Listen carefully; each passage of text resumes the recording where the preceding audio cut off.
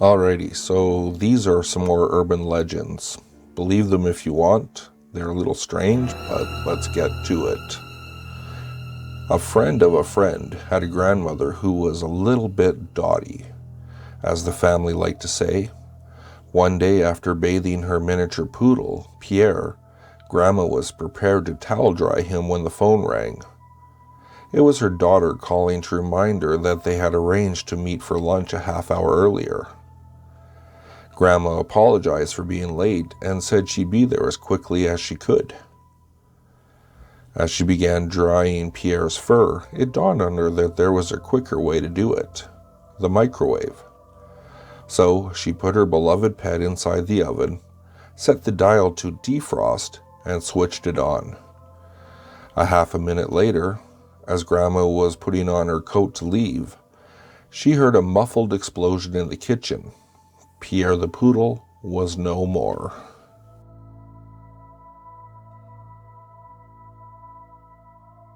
And here's an example of the story of the choking Doberman urban legend.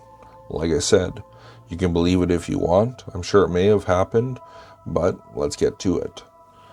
My cousin and his wife lived in Sydney with this huge Doberman in a little apartment off Marlborough Road. One night they went out for dinner and a spot of clubbing. By the time they got home, it was late and my cousin was more than a little drunk. They got in the door and were greeted by the dog choking to death in the lounge room. My cousin just fainted, but his wife rang the veterinarian, who was an old family friend of hers, and got her to agree to meet her at the surgery. The wife drives over and drops off the dog, but decides that she better go home and get her hubby into bed. She gets home and finally slaps my cousin into consciousness, but he's still drunk. It takes her almost a half hour to get him up the stairs, and then the phone rings.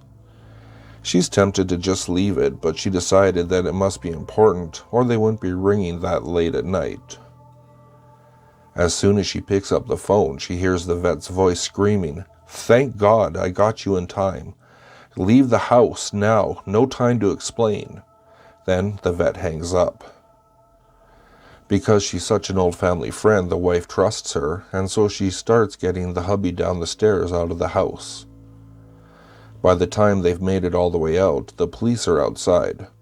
They rush up the front stairs past the couple and into the house. But my cousin's wife still doesn't have a clue what's going on. The vet shows up and says, "Have they got him? Have they got him?" "Have they got who?" says the wife, just starting to get really pissed off. "Well, I found out what the dog was choking on. It was a human finger." Just then, the police drag out a dirty, stubbly man who is bleeding profusely from one hand. "Hey, Sarge," one of them yells. "We found him in the bedroom."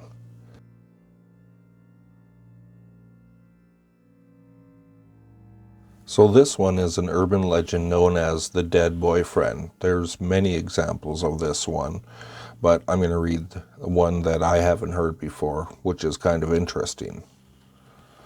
Here's a story my mom told me and my friends when I was about 7 years old. You can imagine I was scared to death. A woman and her boyfriend were on their way home from somewhere one night, and suddenly his car ran out of gas. It was about 1 a.m, and they were completely alone in the middle of nowhere. The guy stepped out of the car, saying comfortingly things to his girlfriend. "Don't worry, I'll be right back. I'm just going to go out and look for some help. Lock the doors." So she locks the doors and sat restlessly waiting for her boyfriend to come back. Suddenly, she sees a shadow fall across her lap. She looks up to see, not her boyfriend, but a strange, crazed-looking man. He's swinging something in his right hand. He sticks his face close to the window and slowly pulls up his right hand. In it is her boyfriend's decapitated head, twisted horribly in pain and shock. She shuts her eyes in horror and tries to make the image go away. When she opens her eyes, the man is still there, grinning psychotically. He slowly lifts his left hand, and he's holding her boyfriend's keys to the car.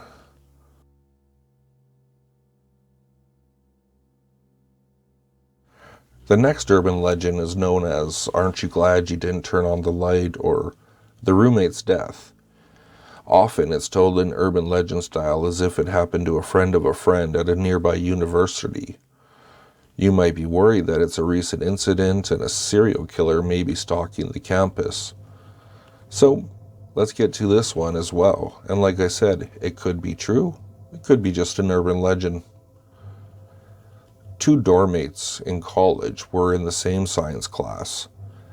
The teacher had just reminded them about the midterm the next day when one doormate, let's call her Julie, got asked to this big bash by the hottest guy in school.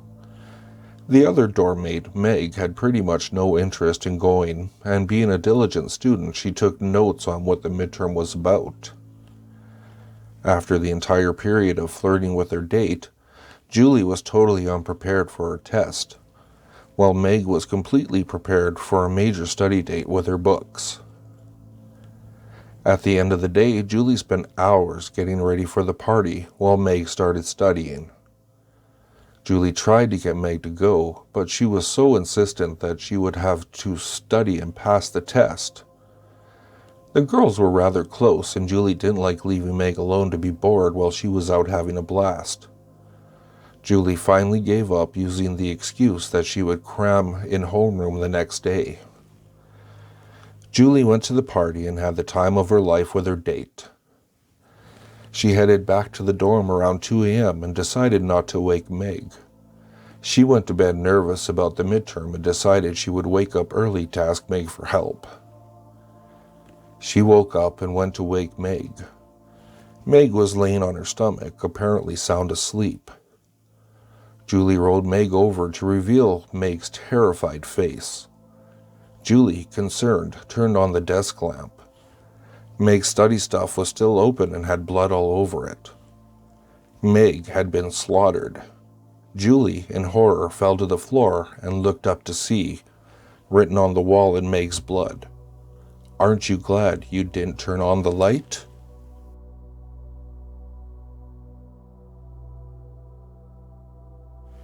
The urban legend of Carmen Winstead emerged in about 2006 when chain letters began circulating online.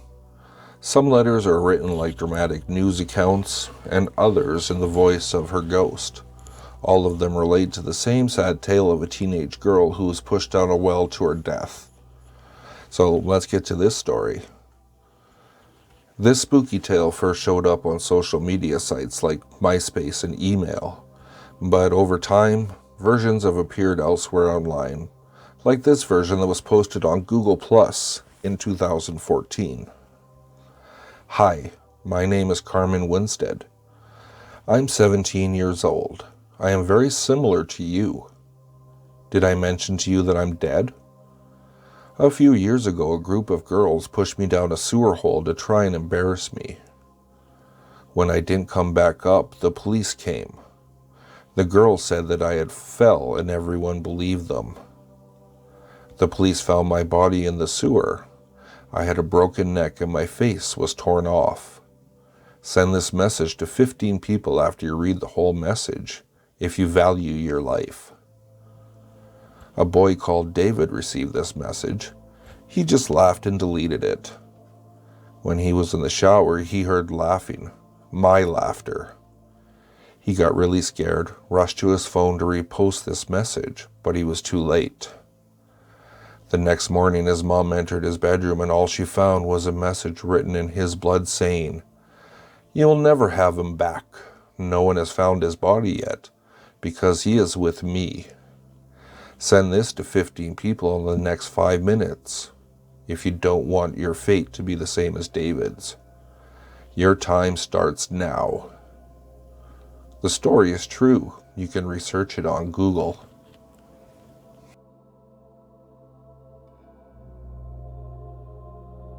Perhaps you've seen or heard about the chain letter that recounts the story of Clarissa, who was committed to a mental hospital after killing her parents. So this is the urban legend, which is also a chain letter supposedly, And this is one example of the letter that was posted online back in 2008. Warning, this is not a joke. Carry on reading, or you will die. Even if you only looked at the word warning. Once, there was a little girl called Clarissa. She was 10 years old and she lived in a mental hospital because she killed her mom and dad. She got so bad she started to kill all the staff in the hospital. So the government decided that the best idea was to get rid of her, so they set up a special room to kill her. As humane as possible, but it went wrong. The machine they were using went wrong. And she sat there in agony for hours until she finally died. Now, every week on the day of her death, she returns to the person that reads this letter. On a Monday night at 12 a.m., she creeps into your room and kills you, but slowly and painfully, slowly cutting different parts of your body, then watches you bleed to death. If you don't send this to 20 people by midnight, she'll be coming to kill you. Send it so she has another load of people to get and forgets about you. Don't believe me? Example number 1. Jenny didn't believe this and deleted it without even reading the whole thing. A few days later, on the Monday night, she was woken by loud footsteps and heavy breathing. There was Clarissa standing there with a huge knife, and well, Jenny is history now. Example 2. Tom only sent it to 5 people because he thought he'd be safe, and it was probably just a joke, but oh how wrong he was. He died the next night on Monday, and I'll tell you, it wasn't pretty. Example 3. Joanna sent it to 19 people. She thought it was close enough and would do, but she was wrong. She died that night on a Monday, and once again.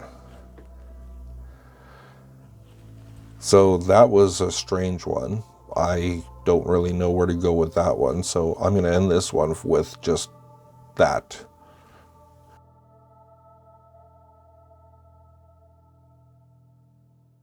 So the last urban legend I'm going to talk about is not really a typical urban legend. Unlike most Lover's Lane urban legends, where they typically revolve around a pair of necking teens who experience a close call with a random murderer but live to tell the tale, or at least one of them does. This one is called Skin Tom. It's a tale of betrayal, revenge, pure and simple. So this killer is a scorned husband and the victims are his cheating wife and her lover, who pays the most horrific price imaginable for sleeping with another man's wife. So let's get to this weird urban legend. Hopefully you enjoy it. So this email, which appeared on July 9th, 2000, is fairly representative of the rumor or the urban legend.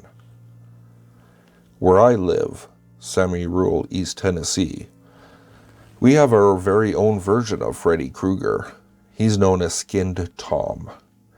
In life, Tom was a good-looking guy who liked the ladies. Once he dated all the available girls in the area, he started seeing a girl in the next town, not knowing that she was married. Eventually, her husband got wind of what was going on and vowed revenge on the two of them. He told his wife he was going out of town for the weekend, then hid in the woods behind their house. As he guessed it, that evening, Tom showed up to take the lady out. The husband followed them to the nearby Lover's Lane. Things were getting pretty hot and heavy when all of a sudden the car door was jerked open and Tom came face to face with one very huge, very angry looking dude wielding a hunting knife. "Oh no," screamed the girl, "it's my husband." "That's right, you cheating blah blah son of a blah blah," yelled her husband. "And I'm about to teach you a lesson you'll never forget." He pulled her off Tom, rammed the knife into her stomach once and tossed her aside. Then he turned back to Tom, grinning manically. "Don't hurt me," Tom begged. "I swear to God I didn't know she was married." But the wronged husband didn't listen. He dragged Tom out of the car and skinned him alive with the hunting knife. Then he went to town and turned himself into the police.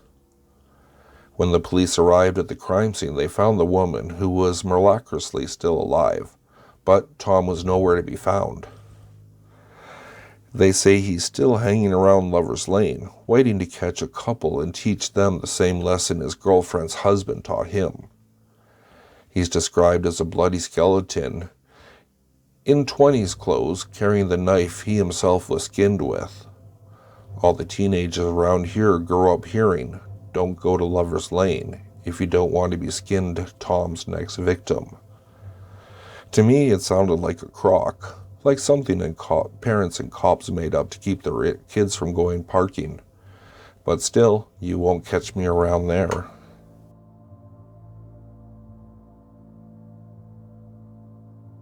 So these were all the urban legends that I found for right now. Some of these I've never heard, and some of these I've heard, but there's different takes on all of them. Like I said in the other narrations, if you believe in these, that's cool. If you just treat them as urban legends, that's cool as well. Hopefully you enjoyed listening to me ramble on about them. Stay tuned for the next video. Hopefully I'm going to find some more urban legend stuff, and stay creepy.